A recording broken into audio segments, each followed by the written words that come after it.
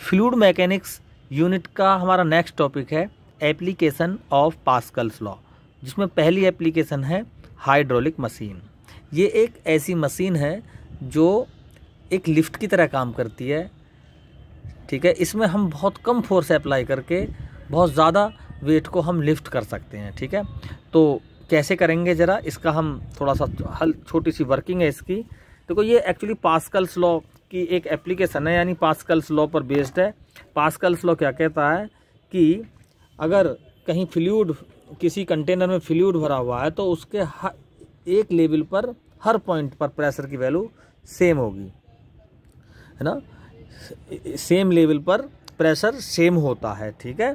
तो देखें ज़रा, देखो इस पॉइंट पर प्रेशर P1 और इस पॉइंट पर इसी की, देखो ये एक इस सिस्टम में एक कंटेनर है जिसका कुछ पोर्शन इस साइड्स भी है और कुछ पोर्शन यहाँ पर है, ठीक है। तो इस पूरे सिस्टम में जो वाटर है वो फिल्ड है। अच्छा, इसका एक लेवल तो ये हो गया ना, यहाँ पे सेम लेवल है दोनों, मैंने मान लिया P1 और P2 इनके प्रेशर हैं, तो दोनों प्रेशर क्या हो जाएंगे, P1 = P2, यानी according to Pascal's law pressure will be same at same level, ठीक है। एक लेवल पर प्रेशर क्या होगा, सेम होगा। इस साइड का एरिया अगर A1 है और इस साइड का एरिया, पिस्टन का एरिया A2 है। देखो दोनों, यहाँ पर भी एक टाइप की ये नली लगी हुई है या पाइप कह सकते हैं, और इसमें पिस्टन फिट है जिसका एरिया A1 है, और यहाँ यही चीज़ थोड़ी सी वाइड है, तो यहाँ इसका एरिया A2, इसका A1। अगर हम F1 फोर्स अप्लाई करते हैं इस A1 एरिया पर तो P1 क्रिएट होगा F1/A1। इसी तरह से P2 की जगह लिख देंगे हम F2/A2। तो मशीन उसे कहते हैं जहां हम तो कम फोर्स अप्लाई करें और उसके बदले में काम ज़्यादा फोर्स पर हो, यानी ज़्यादा वेट पर हो। तो यहाँ पर अगर हम F1 को F2 से कम प्रूफ कर देंगे तो ये हम कह सकते हैं कि वास्तव में ये एक मशीन है। इसको मशीन कह सकते हैं, क्योंकि मशीन वही होती है जो कम एनर्जी से ज़्यादा एनर्जी वाला काम करे, है ना। जिसमें अगर हम मशीन उस काम को मशीन से ना करके अपने खुद करें तो उसमें ज़्यादा एनर्जी वेस्ट होगी। अगर मशीन से करें तो कम एनर्जी से ही हम उस काम को कंप्लीट कर सकते हैं। तो मशीन यही काम करती है जहां हम कम एनर्जी से ज़्यादा वर्क कर जाएं। तो देखो ज़रा, A1 और A2 में देखते हैं, ये A1 है, ये A2। A1 और A2 में किसका एरिया बड़ा है, A2 बड़ा है, A1 छोटा है। तो यहाँ से A1 < A2 कह सकते हैं हम इसको, ठीक है। ये दिख रहा है हमें क्लियर, चूँकि रेशो सेम है। जब रेशो सेम है और A1 < A2 है तो क्लियरली हम कह सकते हैं F1 < F2। यानी हम अब ये लाइन, ये स्टेटमेंट जो F1 < F2 है, ये प्रूफ कर रहा है इसको कि ये कम फोर्स अप्लाई, F1 कम फोर्स है, इसको अप्लाई करके हम ज़्यादा F2 यानी ज़्यादा F2 के अगेंस्ट हम काम कर सकते हैं। यानी यहाँ कोई अगर वेट, हैवी वेट यहाँ पर रखा हुआ है तो हम उसको कम फोर्स अप्लाई करके ही ऊपर को उठा सकते हैं। देखिए इस कंडीशन में हमने ये कहा है कि कम फोर्स अप्लाई करके ज़्यादा वेट उठा सकते हैं। इसका मतलब ये नहीं है कि यहाँ पर एनर्जी कम कंज्यूम होगी। हमने तो खुद में एनर्जी कम कंज्यूम की है इसमें F1 फोर्स, लेकिन वर्क डन हुआ है इधर भी जितना होगा इस साइड भी वर्क डन दोनों तरफ सेम होगा, क्योंकि एनर्जी कंजर्व है। तो यहाँ पर हम थोड़ा सा कंजर्वेशन ऑफ एनर्जी रूल को भी फॉलो करेंगे, है ना। ये प्रूफ करेंगे कि वास्तव में एनर्जी कंजर्व है। देखो इस साइड हम वर्क डन निकालें तो F1 × X1 निकलेगा, क्योंकि यहाँ पे X1 डिस्प्लेसमेंट है पिस्टन का। पिस्टन पहले यहाँ था, अब यहाँ पे हो गया, तो वर्क डन कितना हो गया इस साइड, F1 × X1, और दूसरी साइड F2 × X2। यहाँ पर देखो, यहाँ पर जब ये पिस्टन यहाँ था तो ये पिस्टन यहाँ पे था, जैसे हमने प्रेस कराया ये यहाँ पहुँच गया, X1 डिस्टेंस ट्रेवल की, और इसने ये यहाँ से यहाँ पहुँचा X2 डिस्टेंस ट्रेवल की, तो यहाँ पर वर्क डन हो गया F2 X2। भाई दोनों साइड का वर्क डन क्या होगा, यहाँ पर सेम होगा। देखो हमें पता है F1 F2 से कम है, तो उसके रिवर्स में यहाँ पर X1 ज़्यादा हो गया और इधर X2 कम हो गया। देखो यहाँ पर ये यहाँ से लेके यहाँ तक डिस्टेंस ये X है, X1 ये ज़्यादा है और ये X कम है। अगर यहाँ फोर्स कम है तो डिस्टेंस ज़्यादा, यहाँ पर फोर्स अधिक है तो डिस्टेंस कम।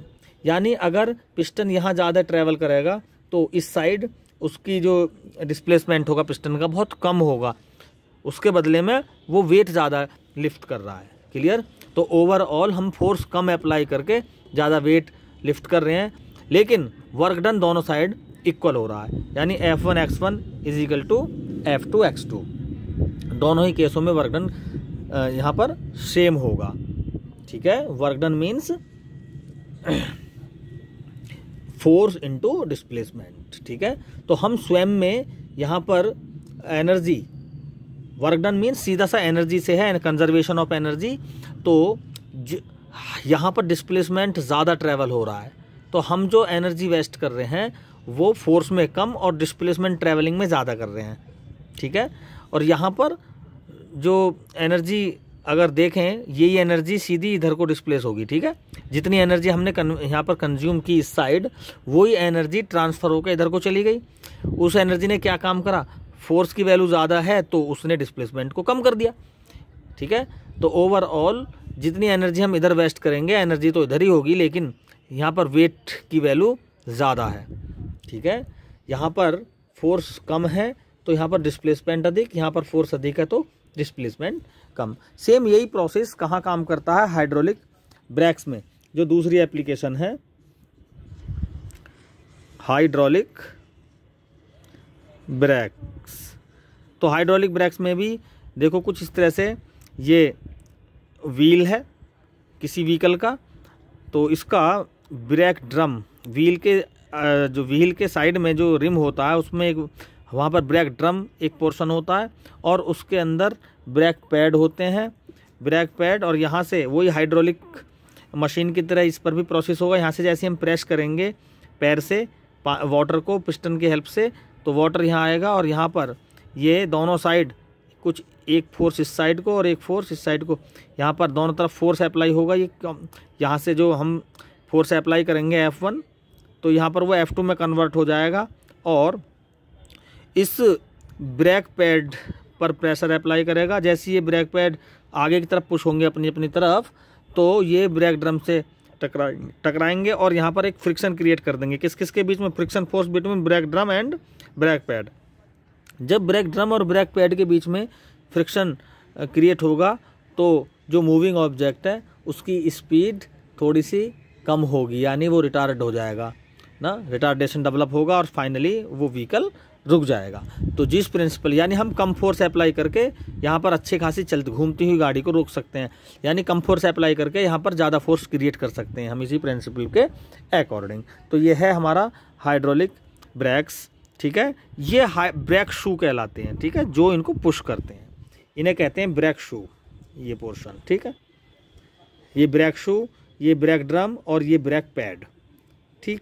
तो जैसी ब्रेक पैड ड्रम से, ड्रम घूम रहा है, ड्रम तो कंटिन्यू घूमता है ना, और जैसी ये ब्रेक पैड ड्रम से कांटेक्ट में आते हैं तो फ्रिक्शन क्रिएट होता है और ये घूमता हुआ ऑब्जेक्ट रुक जाता है। Thank you.